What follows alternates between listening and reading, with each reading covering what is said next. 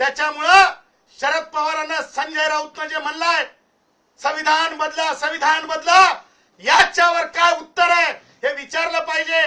मला हे म्हणायचंय, उद्धव ठाकरेकडचे काय उरले सुरले कार्यकर्ते आहेत, त्याच्यामध्ये धनगर असतील, भाऊ हटकर भाऊ असतील, त्याच्यामध्ये वेगवेगळे आमचे म्हणजे जे समाज आहेत, म्हणजे सुतार असतील, लोहार असतील, वडार भाऊ असतील, त्या सगळ्यांनी त्यांना विचारलं पाहिजे, त्यांना बोलतं केलं पाहिजे.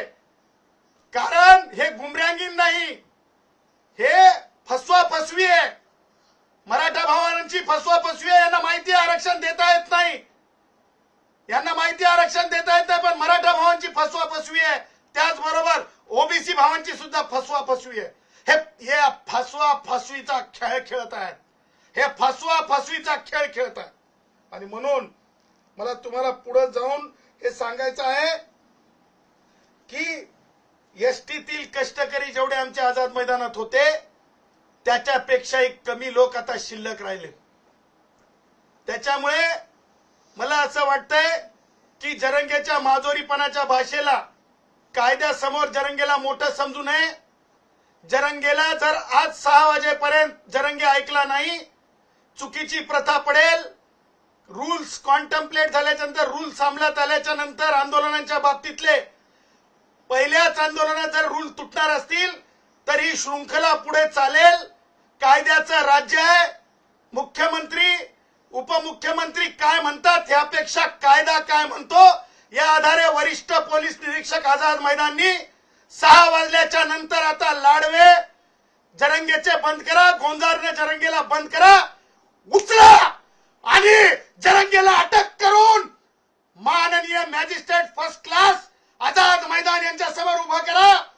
कारण कायद्याची पायमल्ली ही महाराष्ट्राला परवडणारी नाही, कायद्याची पायमल्ली महाराष्ट्राला परवडणारी नाही.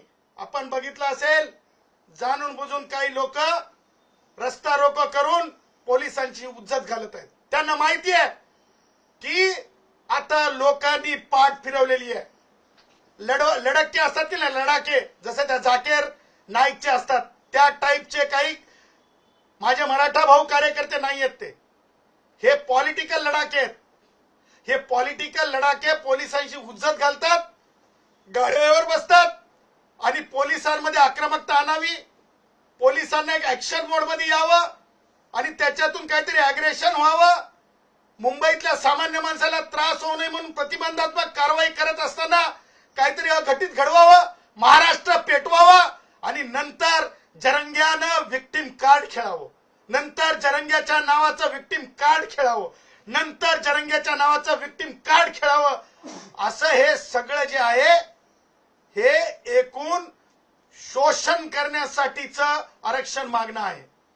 कारण जो स्पेस निर्माण केलेला आहे भारतरत्न डॉक्टर बाबासाहेब आंबेडकरांनी, ज्या ज्या कष्टकरी समाज आहेत त्या समाजाला, मग ते राजकारणात असेल, शिक्षणात असेल, नोकऱ्यांमध्ये असेल, तो स्पेसच संपवून टाकायचा, तो स्पेस संपवायचा.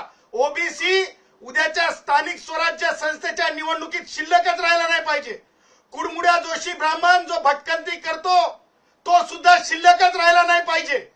त्याचबरोबर जे काही छोटे मोठे म्हणजे मायक्रो ओबीसी आहेत, सुतार भाऊ असतील, हे छोटे छोटे, मग आमचे म्हणजे गोसावी भाऊ असतील, ते कोणत्याच ग्राम न्यायालयामध्ये, ग्रामपंचायतीमध्ये दिसूच नाही.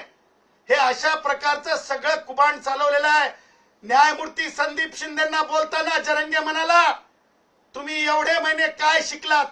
अरे जरंगे, माननीय उच्च न्यायालयाचे न्यायमूर्ती होताना काय काय स्वतःची ऑनेस्टी आणि काय कशा प्रकारचं स्वतःचं चारित्र्य ठेवावं लागतंय त्या माननीय न्यायमूर्तींसमोर अर्वच्च भाषा बोलत होता.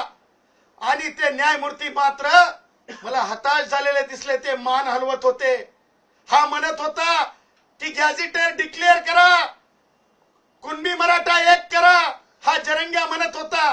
परंतु न्यायमूर्तींमध्ये ती हिम्मत असायला पाहिजेत होती, जे ते बेंचवर बसून उच्च न्यायालयामध्ये म्हणायचे नो, करता येत नाही, सर्वोच्च न्यायालयाचं बंधन आहे. परंतु तसं न्यायमूर्ती बोलताना दिसत नव्हते. याच्यातून लक्षात येत आहे की कशा प्रकारचं जाती अंध राजकारण जरंगेनं चालवलंय. आता isakal.com आहे देशातील नंबर 1 ची मराठी न्यूज वेबसाईट. प्रत्येक अपडेटसाठी isakal.com ला नक्की भेट द्या.